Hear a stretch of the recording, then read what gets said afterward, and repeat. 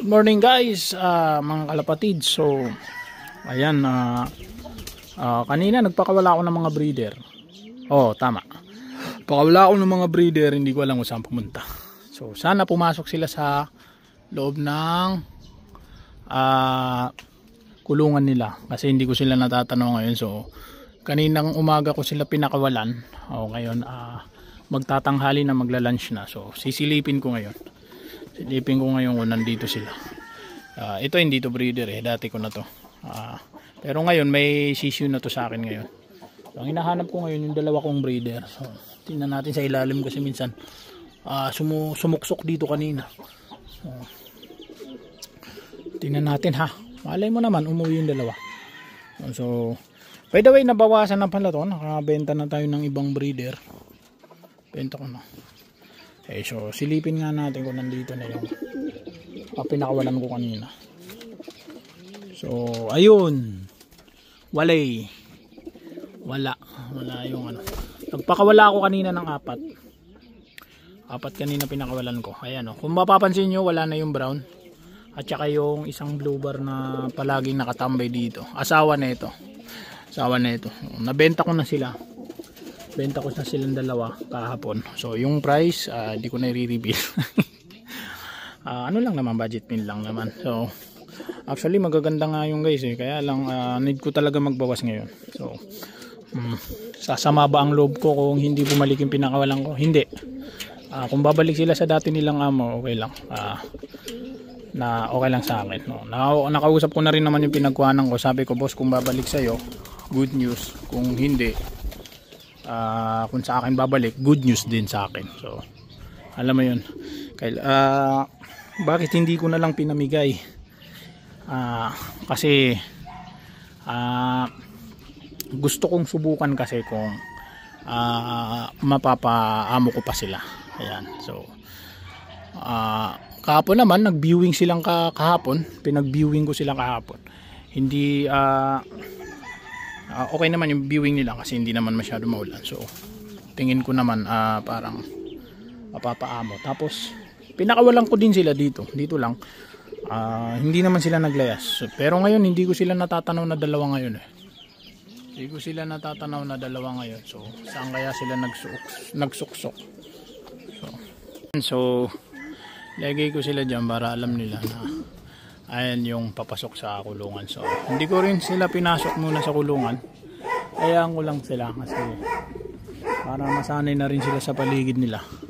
So ang ginagawa ko kasi binubuksan ko lang tong mga to para pagka gusto nilang pumasok. So nga, hindi na. Dati kasi nilang kulungan to guys. Ito yung dati nilang kulungan. Kaya siguro dito pumasok yung inangin kanina. Ayan, harangan ko na lang dyan. Ayan, naglagay mo na lang harang. So siguro kaya dyan pumasok yung inahing. Ang pinagtataka ko, bakit nakasara kanina? So siguro hinangin malakas kasi ang hangin ngayon So baka nga hinangin. So nayaan ko lang. Mga breeder yan, mga breeder. Nabiruin mo, sa breeder pa ako hindi kinabahan palabasin. Pero itong mga sinasanay ko, halos hindi ko mapalabas-labas. So hayaan ko lang, siguro hayaan ko lang sila maglakad-lakad dyan. So bukas baka kung mag-ano na rin kaya ako bukas baka magpalabas din ako ng mga inakay. So siguro mamaya kulong ko muna tong pusa ako, baka kasi bigla silang tirahin ng pusa ako. So alam mo, magandang sinyalis to na hindi umalis tong dalawa. Ang problema yung dalawang pinakawalan ko pa, saan kaya nagpunta yun? Kaya nagpunta yung dalawa doon, hindi ko na alam kung saan pumunta yung dalawa kanina na pinakawalan ko. So ito pag ganyan lang naman, palipat-lipat lang sila dyan. Buti naman hindi umalis tong dalawa. So yung problema ko ngayon, saan napunta yung iba, diba? So ngayon magpapakawala ako naman. Mga inakay naman ngayon ang pakakawalan ko. So try ko na rin magpakawala ng inakay siguro. May mga bawas naman ang pakpak nito, hindi naman na siguro ako lalayasan ng mga to. So unahin ko na to. Medyo maamo naman sa akin to. Siguro yan na ang unahin ko. Ayan, balabasin na natin yung iba. Meron naman dito na ano, siguro itong grisel, matagal na itong gustong lumabas.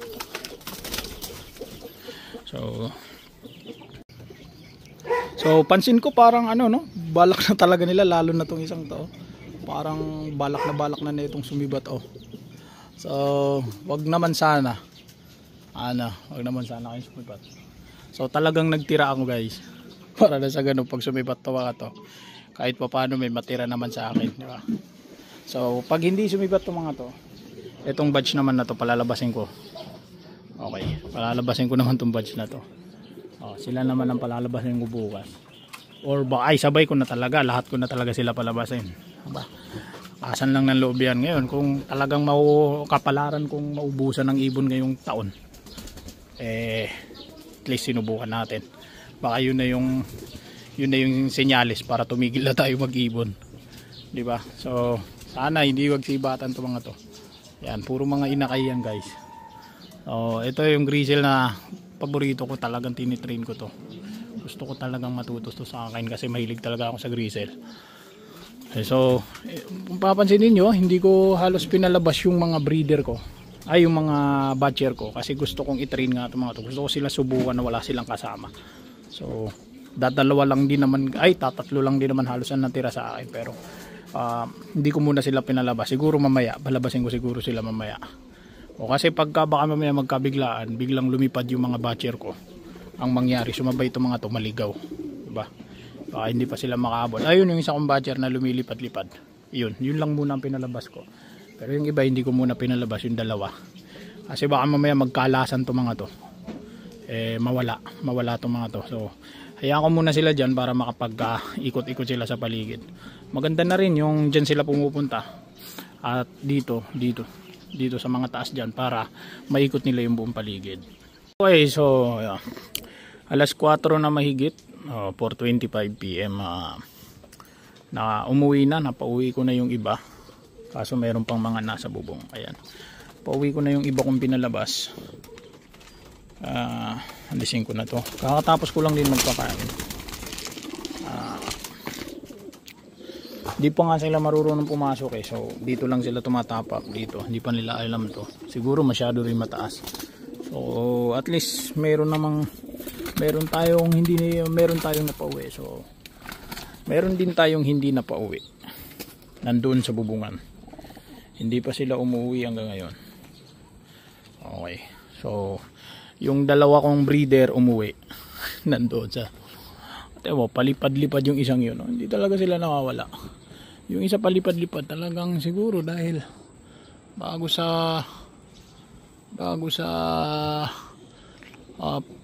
feelings, baga sa kanya yung paglipad-lipad. So at least nasigurado naman natin na hindi siya sumama dun sa mga ibon ni Ex Machina kanina, diba?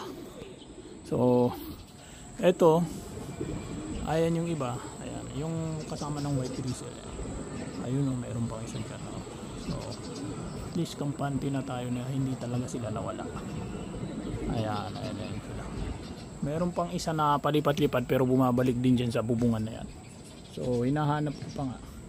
Pero sa kasamaang palad, meron ding nawawala.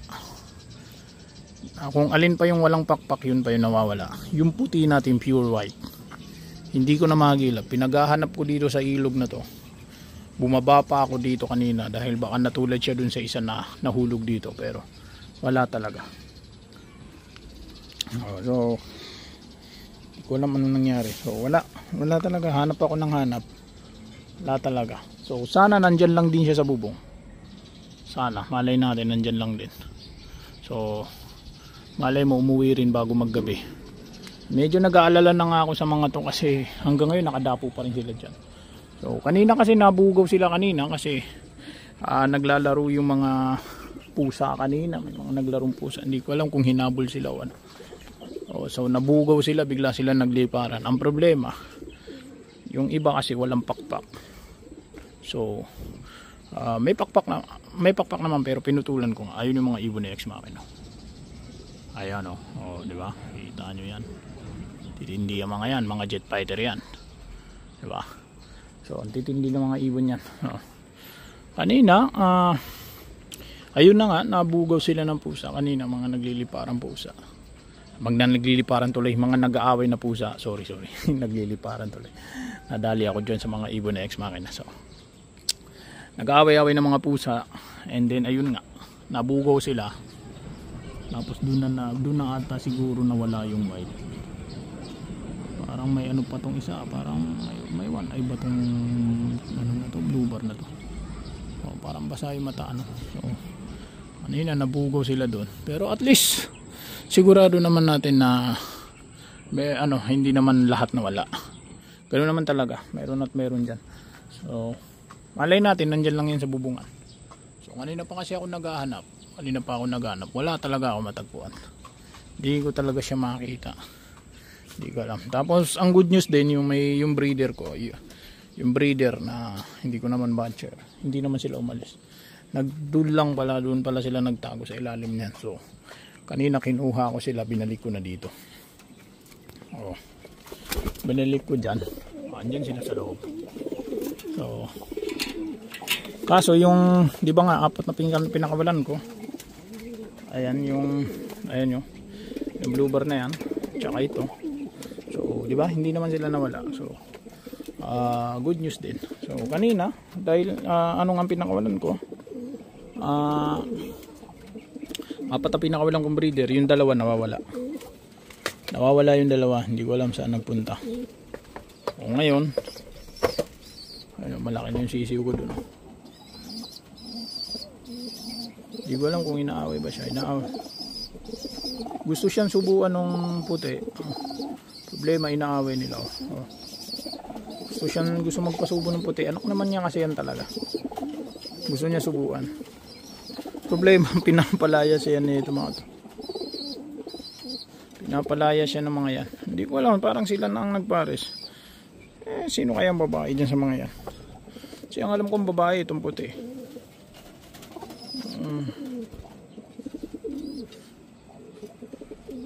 Budi ba yun? Ayun o, mayroon din yan eh. Ito kayang puting to, meron kayang puting yan, meron kayang ano yan, meron na kayang sisiw yan. Hindi natin sigurado eh. Ganyan lang siya eh.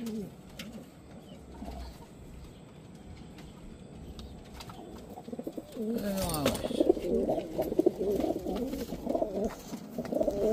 itlog lang ata meron, ano.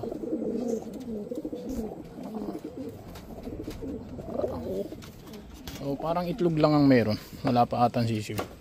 So yan, so tanggalin ko na. Pinakain ko kasi sila ngayon guys. So sana hindi nawawala yung puti, sana nandyan lang yan sa bubungan, kasi saklap din kung mawawala lang, di ba? Mas maganda, mas masarap kasi ipamigay na lang kaysa mawala. So sana nandyan lang.